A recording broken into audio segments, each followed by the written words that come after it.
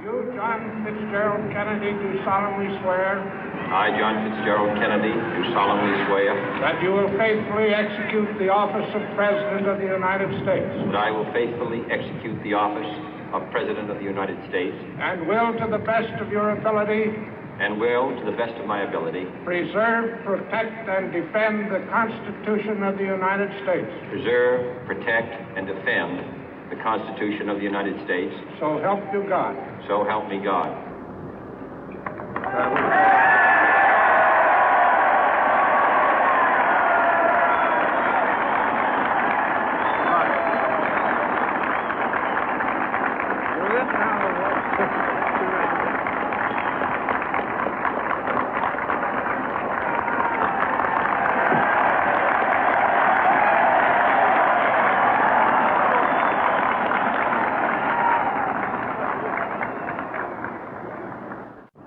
Vice President Johnson, Mr. Speaker, Mr. Chief Justice, President Eisenhower, Vice President Nixon, President Truman, Reverend clergy, fellow citizens.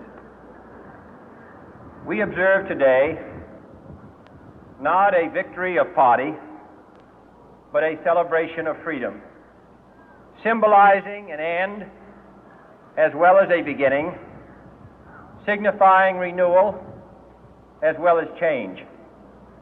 For I have sworn before you and Almighty God the same solemn oath our forebears prescribed nearly a century and 3/4 ago.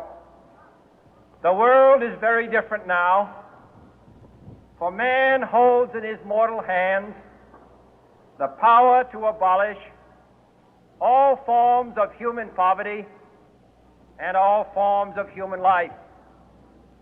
And yet the same revolutionary beliefs for which our forebears fought are still at issue around the globe. The belief that the rights of man come not from the generosity of the state, but from the hand of God. We dare not forget today that we are the heirs of that first revolution.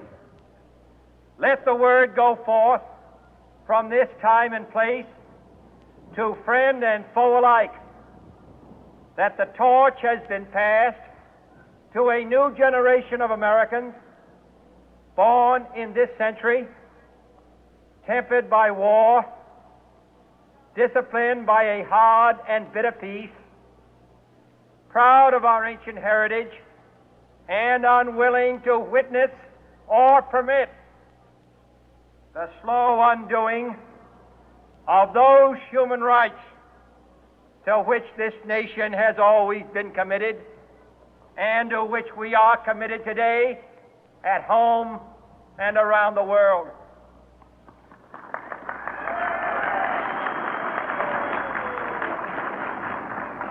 Let every nation know, whether it wishes us well or ill, that we shall pay any price, bear any burden, meet any hardship, support any friend, oppose any foe to assure the survival and the success of liberty.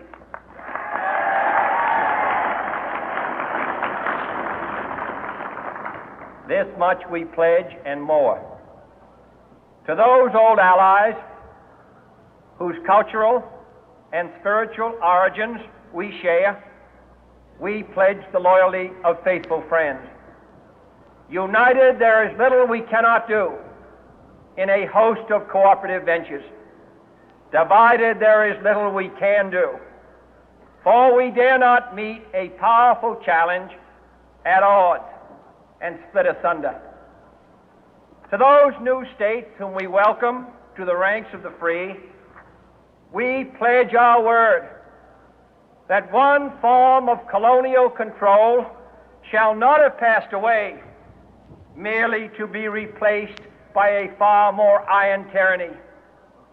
We shall not always expect to find them supporting our view, but we shall always hope to find them strongly supporting their own freedom, and to remember that in the past, those who foolishly sought power by riding the back of the tiger ended up inside.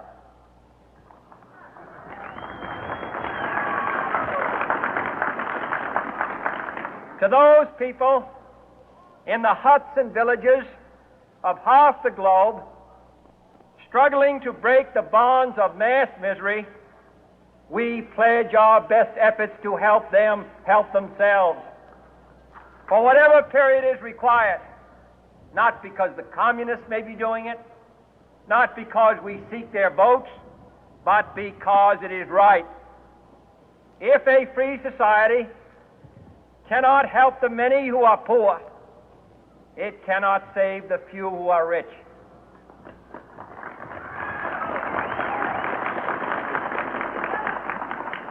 To our sister republics south of our border, we offer a special pledge to convert our good words into good deeds, in a new alliance for progress, to assist free men and free governments in casting off the chains of poverty.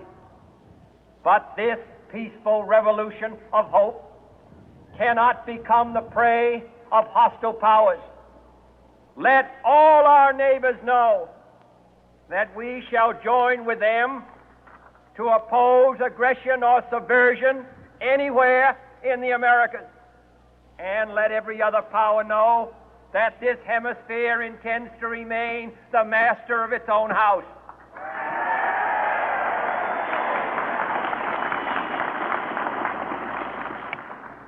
To that World Assembly of Sovereign States, the United Nations, our last best hope, in an age where the instruments of war have far outpaced the instruments of peace, we renew our pledge of support to prevent it from becoming merely a forum for invective, to strengthen its shield of the new and the weak, and to enlarge the area in which its writ may run. Finally, to those nations who would make themselves our adversary, we offer not a pledge, but a request that both sides begin anew the quest for peace. Before the dark powers of destruction, unleashed by science, engulf all humanity in planned or accidental self-destruction, we dare not tempt them with weakness, for only when our arms are sufficient beyond doubt can we be certain beyond doubt that they will never be employed. But neither can two great and powerful groups of nations take comfort from our present course, both sides overburdened by the cost of modern weapons, both rightly alarmed by the steady spread of the deadly atom, yet both racing to alter that uncertain balance of terror that stays the hand of mankind's final war. So let us begin anew, remembering on both sides that civility is not a sign of weakness, and sincerity is always subject to proof. Let us never negotiate out of fear, but let us never fear to negotiate.